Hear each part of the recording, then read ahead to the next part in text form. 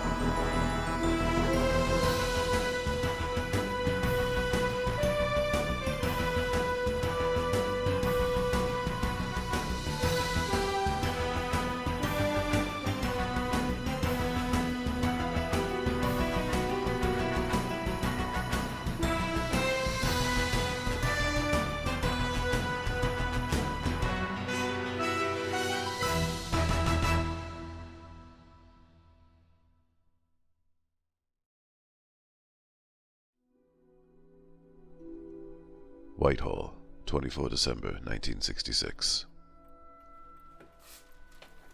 For 75 minutes she deftly avoided the doorman's calls coming in via the switchboard. There was, as usual, far too much work to do, and most of it was onerous filing, as dismal as the persistent December rain outside. Though the Home Secretary had worked on for several days after the start of the Commons holiday, papers and correspondence had still piled up. She'd sent him home to Cowden that morning in the ministerial rover. She had assured him that she would finish up behind him. It was simple clerical business. There was no one left in the office except her. All the juniors and typists had gone home. Single-handedly, she faced the usual holiday overspill. It was the same every year, and it had been the same ever since she'd started her job 16 years earlier. As Clive Reeves, now Sir Clive, had triumphantly scaled the Whitehall ladder, she'd followed on behind, tidying up after him.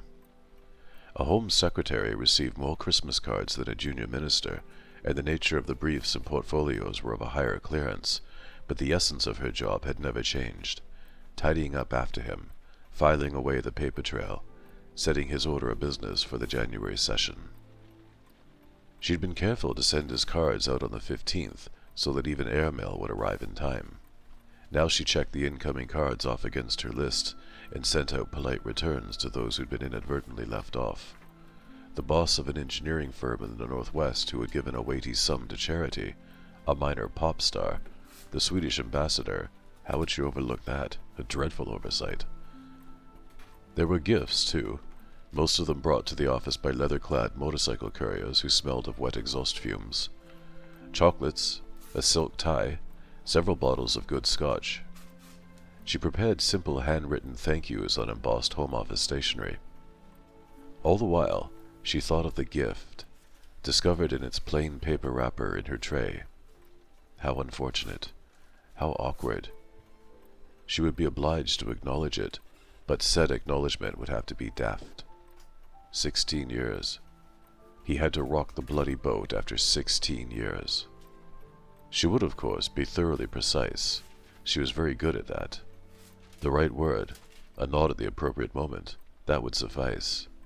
Just enough to remind him of their relative positions and responsibilities. The view from her office window was as grey and wet as Giles' cartoon. Raindrops flecked the panes. Outside, the Christmas illuminations of Whitehall seemed spare and cheap. Taxis prowled by, beetle black and shiny in the rain. Another hour, maybe 3, and she'd be out of there too, in her car, heading towards her Mews flat and her own version of a holiday. The office reeked of stale pipe tobacco. The Home Secretary did enjoy his St. Bruno rough cut. He would pace while dictating correspondence, tapping the bowl of his thoroughly modern straight-stem pipe. The clock ticked. A pot of shaved-down shorthand pencils stood beside the phone. A light on the phone winked urgently. She sighed, relented, and lifted the receiver, putting the latest sheaf of papers and cards down in her blotter. "Home Office," she said. As she spoke, she regarded the most recently arrived gift, a bottle of good Burgundy, courtesy of a wide boy magnate of the North Sea oil fields. "Well, sorry to keep bothering you, Mum," said the voice at the far end. "It's this fellow at the south entrance. He just won't go away. I told him we was closed and all." "Dickerson, isn't it?" she asked. "Yes, Mum."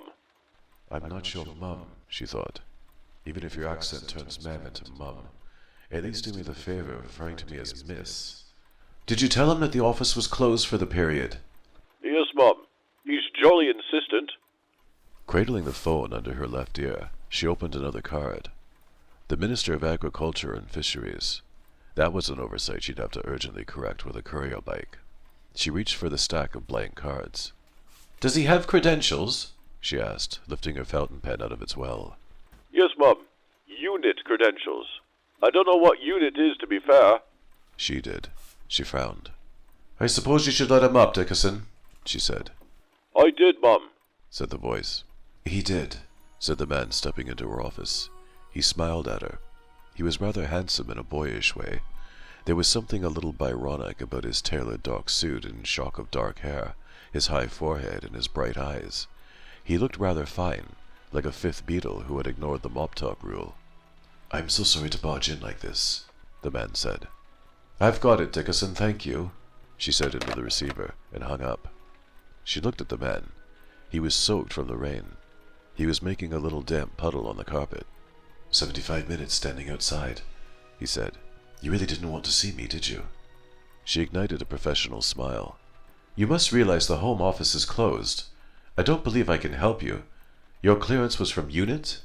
The man nodded. He showed her a surprisingly old and shabby badge and an old and shabby wallet. "I wouldn't bother you if it wasn't important," he said.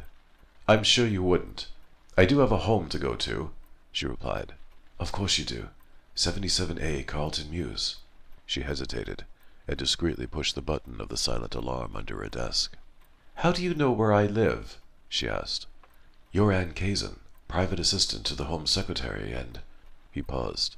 "Oh," he said, realization slowly crossing his face. "The fact that I know that must make me sound really dangerous. I'm sorry, I'm not." "You're not?" No, I'm not. I'm the doctor." He held out his hand. She took it carefully. "I need your help, Anne. I really do. "I see." Something has come into your possession, and I need it back. I tried to explain this to the doorman at the staff door." "I can't imagine why he was uncooperative." "I'm serious, Anne. This is quite serious. A small glass object, like an ornament. It would have been sent to you wrapped in plain paper. It's really vital that I get it back." She narrowed her eyes. "Like an ornament?" she asked slowly. Yes. This is rather important, Anne. I mean, Miss Caisson."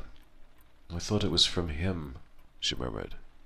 The door behind them burst open and Dickerson entered along with two burly uniformed security men. Everything all right, Mum? Dickerson asked. The men eyed her visitor dubiously. Anne Caisson smiled. "Yes, thank you. False alarm." "Oh, very well. Merry Christmas, Mum," Dickerson said as he shuffled his men out of the office. He paused. By the way, Mum, this came for you." Dickerson collected up a package he'd left sitting outside the door and put it on her desk. She opened it. It was a hamper from Fortnum and Mason. The card read, "To Anne, for her tireless work, have a delightful Christmas." It was signed, C.R. "Thank you," she said distractedly as Dickerson and the other guards left the room. She looked back up at her visitor. "Your unit credentials. Of course, I can't ignore them. What is this about?" "The fate of your world, I'm afraid," he said. "That glass ornament. I thought he'd sent it to me." "Who?" "The Home Secretary." She sat down in her chair and stared at the hamper on the desk. "I'm a silly fool. A silly old fool. It's always been a hamper. Absolutely always a hamper. He's married, for God's sake, 2 sons. I know he's rather fond of me. Sometimes, you see, he'll say something that's a touch inappropriate. I laugh it off. But I've always been afraid that one day he's going to do something awfully foolish. I should have known him better. It's just that, when the gift arrived on my desk..." "You thought it was from him?" asked the doctor. "Yes. It wasn't. Can I ask, where is it?" "I slipped it back into his briefcase just before he left for the holiday. I thought that would be for the best. I thought, once he found it, he would understand I wasn't going to play any silly games." "Where does he live?" asked the doctor.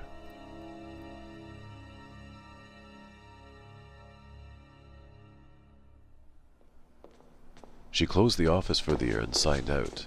She led the doctor to her little blue Mini in the ministry garage. He carried the hamper for her. "You won't make a scene, will you?" she asked as she unlocked the car doors. "A scene? At Cloudon, I mean." "Of course not. I still don't understand why I'm trusting you. I know." They drove up the ramp into the empty Whitehall streets. Night was coming in, Christmas Eve. Fairy lights and tinsel decorated the streets and the statues. "Will you tell me what this is about?" she asked. "Properly, I mean." "Tell me about the Home Secretary," he countered. They drove west, onto the North Circular. The rain increased. The Mini's wipers beat out a squelching whip-wop noise. Hesitantly, she told him about Clive Reeves, Sir Clive, the man she had served for 16 years. "He's rather charming. Have you ever met him?" "No," replied the man in the seat beside her, a dark shadow in the passing streetlights. "Very charismatic. I would do anything for him. I do everything for him. But I would never." "I understand." "He has a wife and 2 sons." "I understand." "I believe he may have had affairs in the past. I remain discreet. I'd hate for Jane to find out." "And he's fond of you?" her passenger asked. "Yes, he is. Very much." "I'm not sure I like your implication. You have to understand what it's like. The relationship between a man like that and his private assistant is, I suppose, like a marriage. It's extraordinarily intimate. Ours has lasted 16 years. We know each other so very well, rely upon each other, trust one another completely, but it is absolutely chaste." The wipers beat. "I think I know how relationships like that work." said her passenger. Really? She glanced sideways at him briefly. I find that slightly hard to believe. You seem very young. The doctor shrugged and smiled back at her. Her eyes returned to the road. I say, this is making me rather uncomfortable, she said. I'm sorry. I want to be clear. He's probably the best friend I have in the world.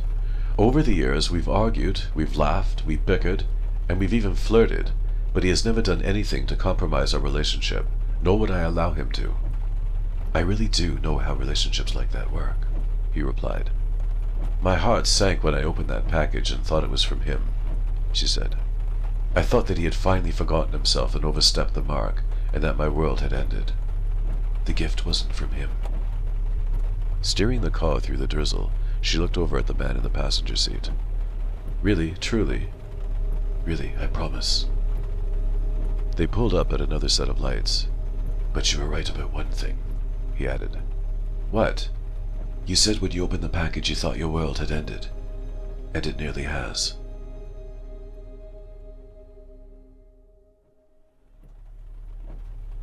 It took another hour to reach Cloudon. The weather was wretched, but at least the roads weren't busy.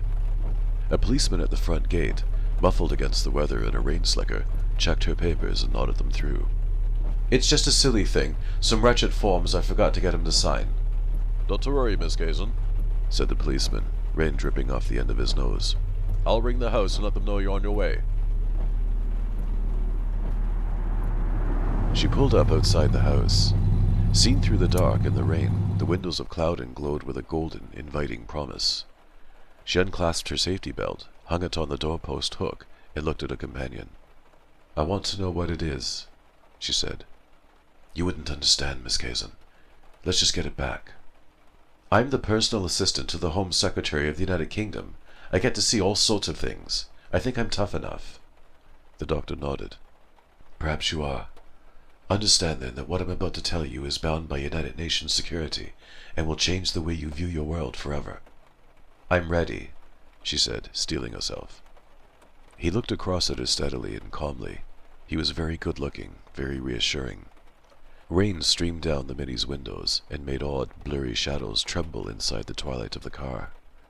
It's a device, he said quietly. A device of non-terrestrial provenance. Do you understand what that means?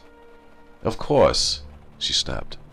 Then she pulled up short and her voice dropped away to nothing. Oh God, really? He nodded. You don't need to know what it's called, or where it's from, or how it works. You just need to know what it does. And that's hard enough to explain, because it will sound like sheer fancy. Go on, please. It's extraordinarily powerful. It was sent to Earth by a benign species with the intention of helping the human race. It grants the owner's wishes. It could, for example, wipe out child poverty, remediate world hunger, cure cancer, neuter all nuclear weapons. Just like that. Faster than just like that. It must never fall into human hands. Why not? She asked. Because humans wish for too much, he replied. It's a gift that would go wrong. Even a fine and worthy man like your Home Secretary would be corrupted by its power. You said yourself he's not beyond temptation. No one is. The human race is not ready for a gift like this. It has to be returned. Because it's the wrong size. He smiled. It's far too big to fit. Sir Clive opened the front door himself. Anne, the gate rang through that you were here. I'm so sorry to bother you at home, she said. I'm an idiot. I left some papers in your case this morning, not realizing they had to go out tonight. You came up all this way in the rain? They do have to go out, Home Secretary. Well, come in and fetch them if you must. My case is in my study. Go right on through and help yourself. I'll only be a second, she said. Anne hurried away down the broad, well-lit hall. The Home Secretary closed the door and turned to the doctor. We haven't been introduced. I'm Clive Reeves. The doctor shook his hand. A pleasure, he said. He could smell mulled wine and pine needles and feel the wafting heat of a log fire in the drawing room. You are? Sorry, an old friend of Anne's from home. Well, jolly good, said Sir Clive. Jane's just overseeing supper. Will you stay? We couldn't. She has to get back. That's Anne, so diligent. A glass of something, then. Well, I insist. He led the doctor into the drawing room. 2 young boys were playing Monopoly on the carpet under a huge glittering tree. It's your go, Daddy. One cried. Johnny's just landed on Regent Street and he owes you rent. The other called out. Just a minute, lads, said Sir Clive, pouring 2 snifters of good brandy. He handed one to the doctor. Cheers, and Merry Christmas, he said. He dropped his voice to a confidential murmur. Listen, old man, I'm jolly glad to see that Anne has, well, some social contacts, I suppose. Each year I try to get her to come up here for the season. We've plenty of room, but she always refuses. I can't bear the thought of her being on her own over Christmas, every year, in that little Mews flat of hers. She strikes one as so solitary and so private. It's a huge relief to finally discover she has friends to spend her Christmas with. The doctor smiled. She's a good person. Absolutely the very best sort, Sir Clive agreed. Anne appeared in the doorway. All set? She smiled, patting her handbag. Anne, have a drink, said Sir Clive. Anne tutted. I'm driving, Home Secretary. What would that look like in the papers? Besides, this stuff has got to go off. Say hello to Jane for me and have a jolly good Christmas. I could call her, offered Sir Clive. She'll hate to have missed you. We really mustn't disturb you any longer, said the doctor.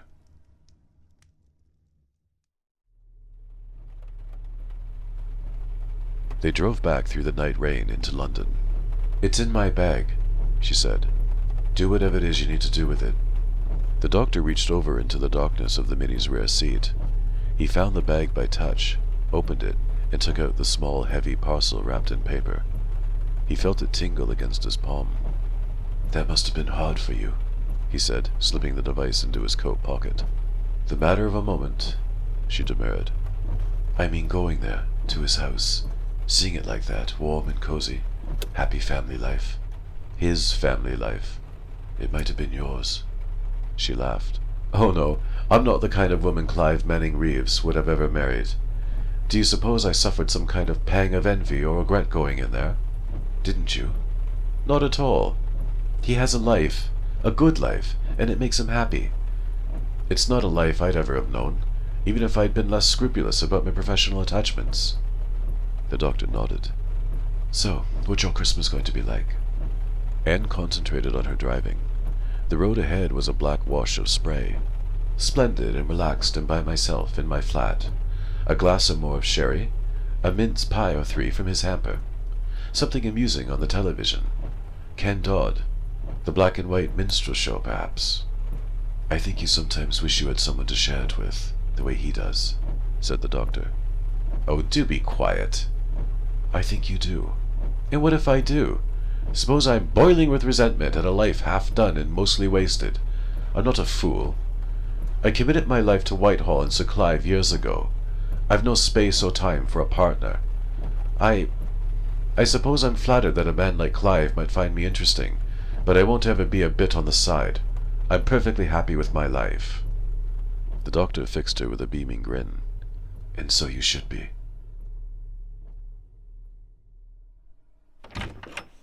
The flat was cold. She turned on the lights and switched on the gas fire.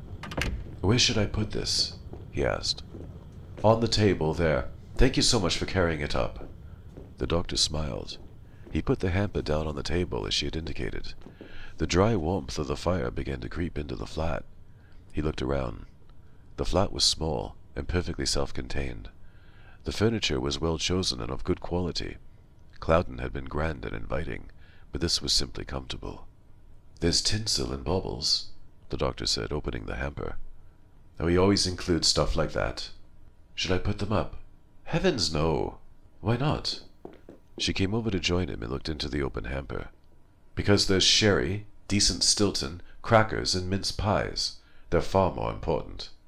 You pour the sherry and I'll put the tinsel up, he suggested.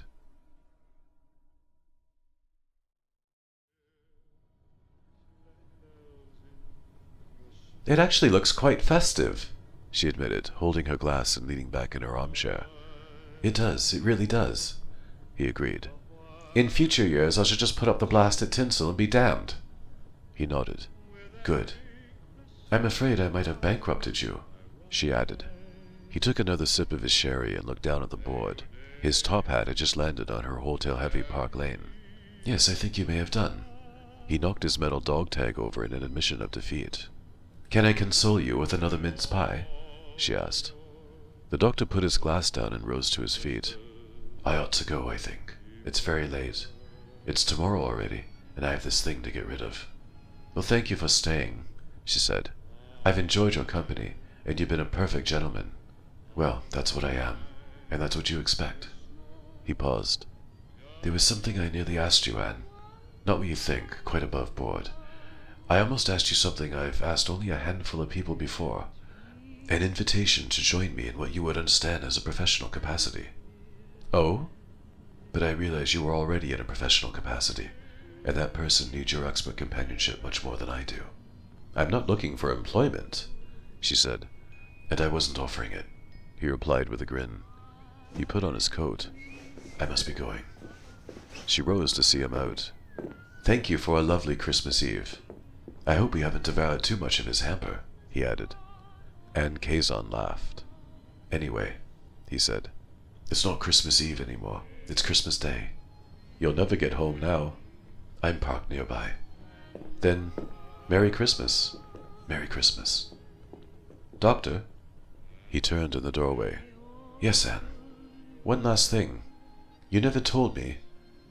Where did it come from?